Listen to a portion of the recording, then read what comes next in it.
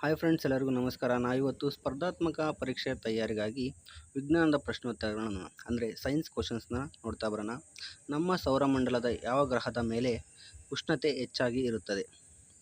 ಇದಕ್ಕೆ ಸರಿಯಾದ ಉತ್ತರ ಶುಕ್ರ ಗ್ರಹದ ಮೇಲೆ ಉಷ್ಣತೆ ಹೆಚ್ಚಾಗಿ ಇರುತ್ತದೆ.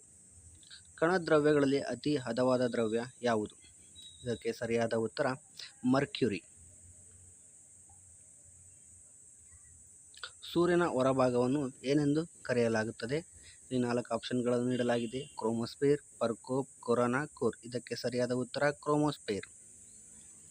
ಸಸ್ಯಕೋಶದಲ್ಲಿ ಪ್ಲಾಸ್ಮೋಡಿಯಸ್ ಎಂಬುದು ಯಾವ ಪ್ರಕ್ರಿಯೆಯಲ್ಲಿದೆ? ಇದಕ್ಕೆ ಸರಿಯಾದ ಉತ್ತರ ದ್ರವ್ಯಕೋಶದ ದಿಕ್ಕು ವಿಕೃತಿಯ ಏಕಪರ್ಯಾಯ ಕ್ರಮ. ಮಾನವನ ದೇಹದಲ್ಲಿ ಅತಿ ದೊಡ್ಡ ಅಂಗವೆಂದರೆ ಯಾವುದು?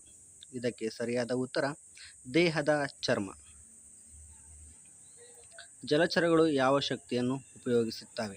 ಜಲಚರಗಳು ಜೈವಿಕ ಶಕ್ತಿಯನ್ನು ಉಪಯೋಗಿಸುತ್ತವೆ.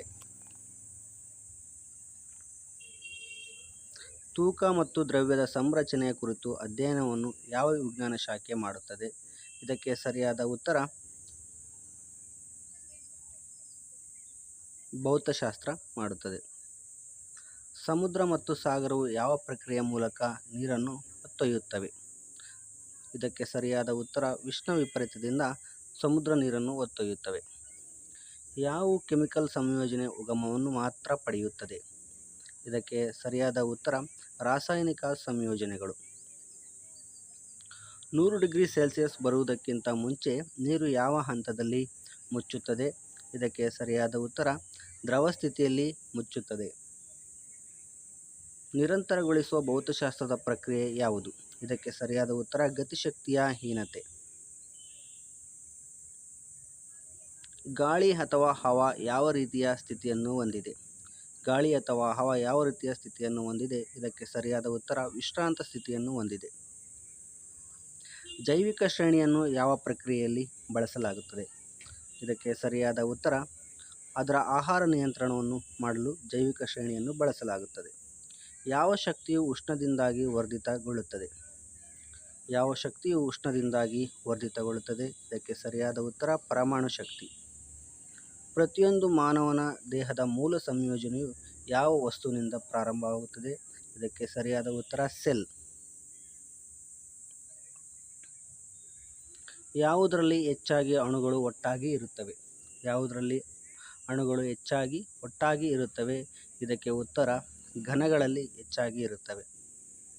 ಮಾನವನ ದೇಹದಲ್ಲಿ ಭ್ರೂಣದ ಬೆಳವಣಿಗೆಯನ್ನು ಶರೀರದಲ್ಲಿ ನಿಯಂತ್ರಿಸುವ ಅಂಗದ ಹೆಸರೇನು? ಇದಕ್ಕೆ ಸರಿಯಾದ ಉತ್ತರ ಎಂಡೋಕ್ರೈನ್. ಪರಿಸರ ಎಂಬ ಪದದ ಅರ್ಥ ಯಾವುದು? ಪರಿಸರ ಎಂಬ ಪದದ ಅರ್ಥ ಯಾವುದು? ಇದಕ್ಕೆ ಸರಿಯಾದ ಉತ್ತರ ನೈಸರ್ಗಿಕ ಸ್ಥಿತಿ. ಸೂಕ್ಷ್ಮ ಜೀವಾಣುಗಳನ್ನು ಹೆಚ್ಚಿಸುವುದನ್ನು ಯಾವ ಕ್ಷೇತ್ರದಲ್ಲಿ ಪ್ರಾಯೋಗಿಕವಾಗಿ ಬಳಸಲಾಗುತ್ತದೆ?